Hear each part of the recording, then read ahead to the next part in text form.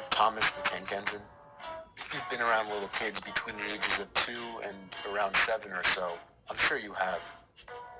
My son adored Thomas so much that he could name every single train, knew what color they were, and even the number that they had painted on them. I was glad when I heard he was coming to visit me over the summer, but I had a ton of work to do, so I bought him a Thomas DVD. The cover looked innocent enough. Thomas was smiling, and the little wooden children were waving their arms out of the windows in his coaches. The DVD was called Thomas and the Children. He was so excited to see the DVD that, right off the bat, he pleaded with me to pop it into the DVD player. I went to work while he watched it. After a few hours, he came into my office, looking as pale as a sheet. "Daddy?" His voice seemed weak. "Are you okay?" I said. I felt his head and noticed that his temperature had gone up. "Why did Thomas kill the children?" My heart sank like a stone, but I brushed it off. "I'm sure Thomas didn't kill the children," I reassured him. "Now you need your rest and some medicine." I gently pushed him toward his room. "Come on now." After putting him to bed, I got curious as to what he had seen. I popped in the DVD and began to watch the episode play. There was no main menu like most DVDs.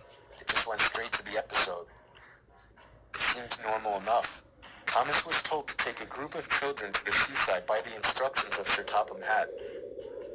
I noticed something odd, though. There was no narrator in this episode. The episode then showed Thomas picking up the little wooden children and showing every single one of them climb on board. There was a scene with him zooming down the rails like he always did, and the kids were all cheering. But then there was trouble, as they say in the show.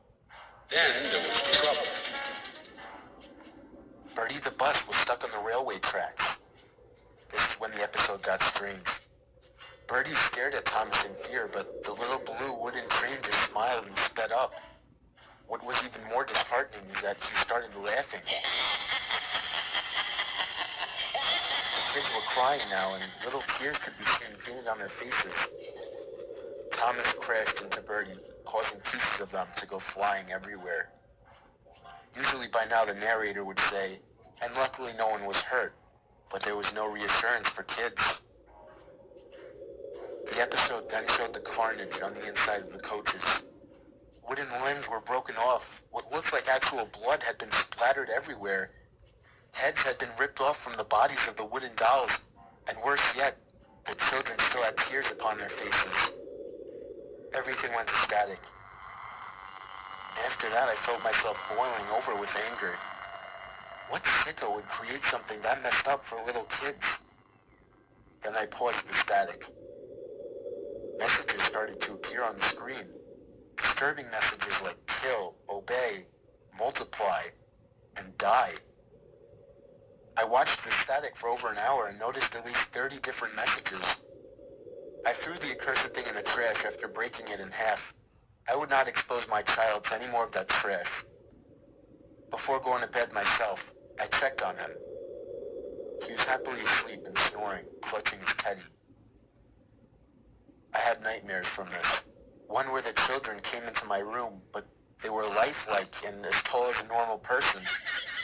Their twisted forms grabbed my limbs and pulled me apart, all while I heard that blasted train laughing.